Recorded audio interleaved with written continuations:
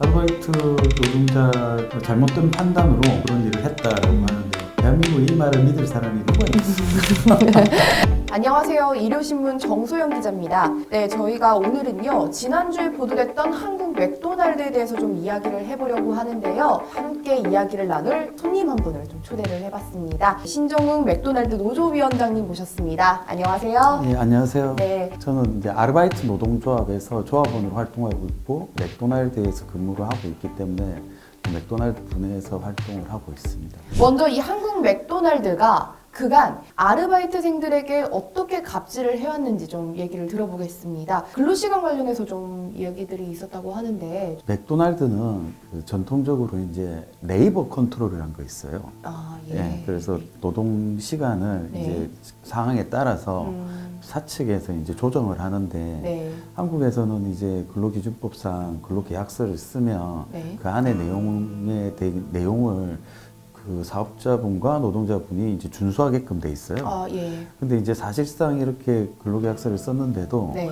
이게 다양한 형태로 이 내용이 지켜지지 않고 있는 게 맥도날드에서 일을 했던 분들이 가장 첫 번째로 손꼽고 있는 사실상 갑질이라고 네. 예, 저희들이 보고 있습니다.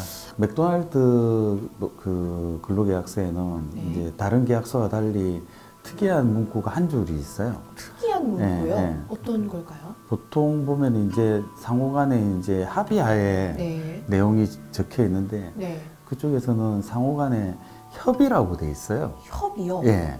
아, 사실 협의와 합의는 차이가 조금 있거든요. 그렇죠. 합의면 네. 저희 한 측에서 네. 양측이 다 동의를 해야 되는데 네네. 협의라고 하는 순간 네. 통보죠, 사실상. 그 맥도날드의 그 스케줄 시스템은 웹상에서 이제 전산으로 다 이루어져요. 다음 주에 일할 그 근무 시간을 네. 저희가 올리면 네. 사측에서 보고 네. 거기에 맞게끔 해서 다시 답변이 와요. 이 과정에서 네. 웹상의 그 프로세서가 사측이 제안한 안에 대해서 이제 옆에 버튼이 확인밖에 없어요. 그럼 확인만 눌러야 예, 되는 확인만 누를 수가 있어요. 그러니까 이걸 거부할 수가 없는 거예요. 네. 사실상 이제 회사가 주는 스케줄 그대로 할 수밖에 예. 없고 그런 근무 시간이 원래 얘기했던 것과 그렇게 차이가 많이 안 났을 때는 어느 정도까지는 이해해 가면서 어차피 제가 일하는 이제 사업장이니까 네. 진행이 될 수도 있다고 봐요. 네. 근데 이제 피해 사례들을 보면 네. 22시간을 했는데 네. 7.5시간까지 배정을 못 받아서 아이고. 그분께서는 그 달에 아마 30만 원인가 그 정도밖에 돈을 벌지를 못했어요. 그분이 4년 가까이 일하시는 분인데, 아, 4년 가까이요. 예. 그래서 이제 15시간이 이제 주휴수당 기준인데, 예. 15시간 미만으로 한 3, 4개월을 계속 일을 하신 거예요. 아. 하다 안 되니까 예. 자기는 이제 먹고 살아야 되는데 예. 그 돈이 안 되니까 저희들한테 연락이 와서 이제 상황이 이렇다 좀 해결을 해달라 이렇게 연락 온 사례도 있어요.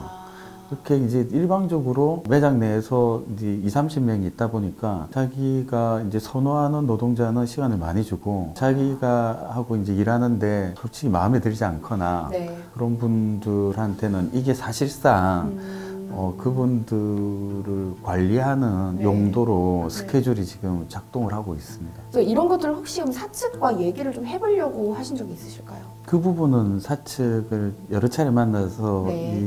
좀 바꿔달라고 네. 저희 불편한 부분을 이야기를 했어요. 아, 그래서 예. 사측이 처음으로 이제 대답을 했던 내용은 네. 관리자 한 명이 그 아르바이트 노동자 한 뭐 30명을 어떻게 다 일일이 사정을 봐줘가면서 관리할 수가 있냐. 현장에도 고충이 많다. 그러니까 현 시스템대로 가는 게 네. 가장 현실적이다라는 게 이제 사측의 입장이죠. 이렇게 아르바이트생들에게 대한 이런 논란들이 지금 이 문제뿐만이 아니라 지난 8월부터 사실은 좀 제의가 좀 스물스물 되었어요. 그때 이제 스티커 가리 문제 때문이었는데요. 햄버거빵 겉봉지에 유효기간이 적힌 스티커가 붙어 있습니다. 이 빵의 유효기간은 다음날 새벽 5시 6분입니다. 그런데 떼어보니 밑에 유효기간 스티커가 하나 더 붙어 있습니다. 이미 16시간이나 지난 당일 오전 7시 14분입니다. 유효기간이 지난 재료를 버리지 않고 또 쓰려고 스티커만 덧붙인 겁니다.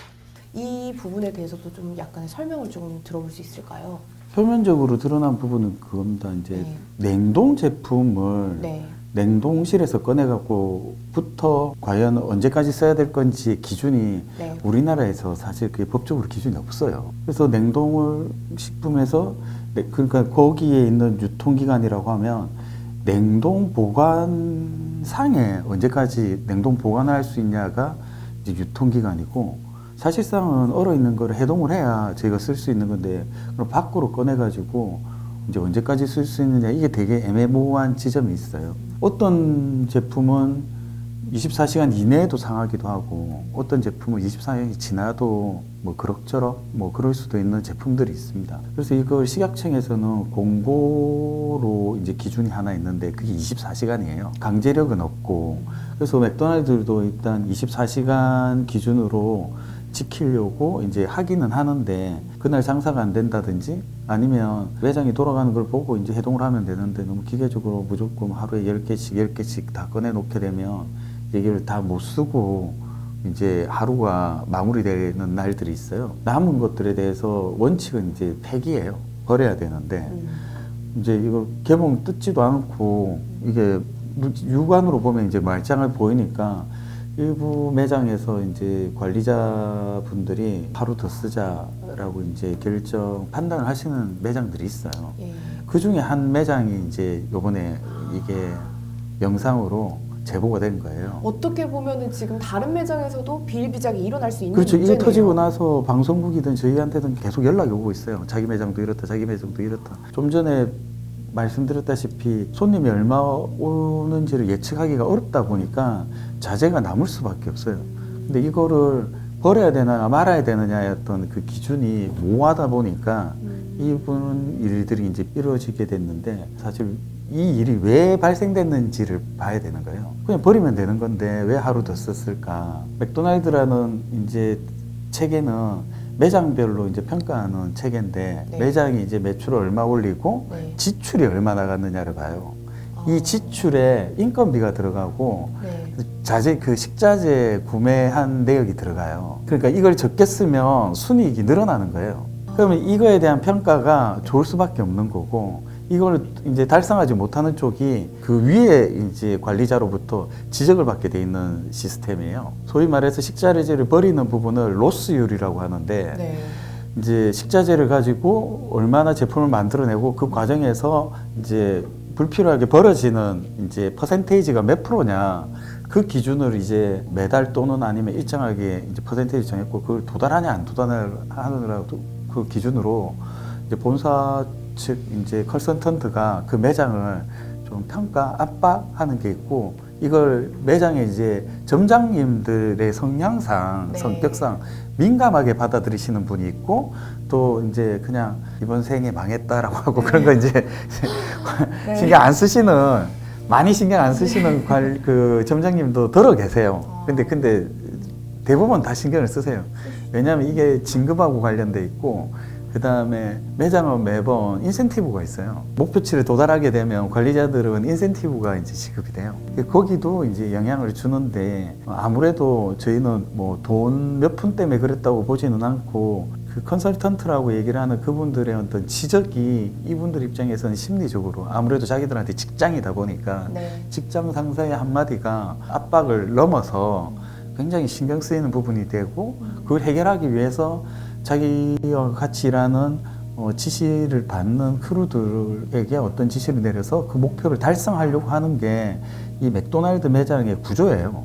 여기에 대해서 근본적으로 기준을 새로 잡거나 아니면 식약청이라든지 그런 식품위생관리법에서 요거에 대한 가이드가 좀 더 섬세하게 나와줘야 이제 이 문제가 이제 좀 줄어드는 것이 지금 상태로 사업자분들한테 이 내용을 전부 다 이제 알아서 하라는 식으로 지금 두게 되면 이 문제는 맥도날드뿐만이 아니라 모든 어떤 요식업 쪽에서 이 부분은 항상 고민스러운 문제일 수밖에 없어요. 이렇게 식자재를 가지고 이런 순이익, 매출과 이렇게 연결을 시켜버리니까 어떻게 보면 점주들에게도 압박이 될 수 있는 부분이라는 좀 생각이 드네요. 예, 이 앞에 말씀드렸던 그 네. 근무 시간도 이걸 보시면 이제 이해가 가실 거예요. 그 인건비가 지출에 포함되기 때문에 어쩔 수 없이 이분들도 이제 좋은 평가를 받기 위해서는 인원을 줄이고 근무 시간을 줄여서 똑같은 매출이라도 낸 상에서 이제 순이익이 많이 난 쪽이 이제 영업을 잘하는 이제 운영을 잘하시는 분으로 이제 평가를 받는 매장이 되니까 어쩔 수 없이 이분들도 그런데 따라갈 수밖에 없는 구조에 놓여 있다고 보셔야 돼요. 근데 이제 더 문제가 됐던 건 이 이후의 조치죠. 그렇죠. 네. 사실상 아르바이트생에 대한 징계 조치가 가장 큰 화두긴 했어요. 예. 네, 맥도날드는 이렇게 스티커를 바꿔 붙이는 수법으로 자체 유효기간이 지난 식자재를 사용해온 걸 인정을 했는데 그 책임을 매장 점장이나 부점장이 아닌 아르바이트생 탓으로 돌렸습니다. 대한민국에 이 말을 믿을 사람이 누가 있겠습니까? 근데 이제 이 아르바이트 노동자분께서는 억울해하죠. 자기는 시켜서 했다라고 예. 계속 얘기를 하는데 예. 그 목소리는 어디에도 안 나오고 제가 지금 계속 이 징계 과정이 네. 계속 문제가 되고 있는데 이게 이제 한국 맥도날드 이제 경영상의 이유로 이제 투명하게 공개가 안 되고 있어요. 이 과정들이. 과정들이요. 예, 어떻게 인사위원회가 열렸고 인사위원회에서 어떤 내용들이 있었고 인사위원회에 참석한 사람은 누구고 이제 이렇게 됐는데 지금 저희가 살고 있는 2021년에는 또 노동자에 대한 어떤 환경과 인권을 존중해줘야만이 생산력이 이제 늘어나고 그게 다 같이 살 수 있는 방법이라는 거가 이제 증명되고 그 방향으로 간 지가 매우 오래됐는데도 불구하고 매장에서는 항상 아르바이트 노동자는 기계가 대처되기 전까지 이제 일을 하는 사람으로 이제 인식이 돼가지고 하여튼 그 자리에 부품으로 들어가서 그걸 쥐어짜서 얼마나 많은 생산량을 내느냐 이 과정이 있다 보니까 그런 단순한 그렇게 사람을 놓고 생산 목표치를 달성하고 이것만 계속 반복이 되는 거예요. 사실 이게 어떻게 보면은 이런 식품 관련한 업체에서는 그렇게 만드는 과정 그리고 어떻게 만들어지는지 만드는 사람들이 어떻게 이루어지고 있는지 등이 사실 소비자한테도 다 영향이 가기 마련이거든요. 그래서 앞으로 좀 한국 맥도날드 측에 좀 근로자에 대한 좀 업무 환경 그리고 이런 것들 갑질 논란 등을 좀 잠재우고 좀 이런 거에 대해서 문제들이 해결될 수 있도록 좀 앞으로 저희도 소비자들도 지켜봐야 될 문제라고 생각을 합니다. 마지막으로 좀 하시고 싶은 말씀 있으시면은 네, 한번 구독자분들께 부탁드립니다. 맥도날드에서 지금 나오고 있는 문제들이 곧 이제 여기 일하시는 분들한테 영향을 미치는 문제인데 이런 문제들이 해결되고 같이 일하는 사람들도 좀 많아져서 이러면 지금 사람이 너무 없어요. 그래갖고 맨날 시간이 쫓기다 보니까 저희도 막 이제 정신 나간 버거를 막 만드는데 사람만 조금 있으면 정말 정성스러운 버거를 만들 수가 있거든요. 좀 그런 시간이 찾아오기를 지금 학수고대하고 있습니다. 네. 고맙습니다. 좀 앞으로 저희도 좀 잘 지켜보면서 좀 나아가도록 해보겠습니다. 네, 시청해주신 일요신문 구독자 여러분께 감사 인사드립니다. 감사합니다.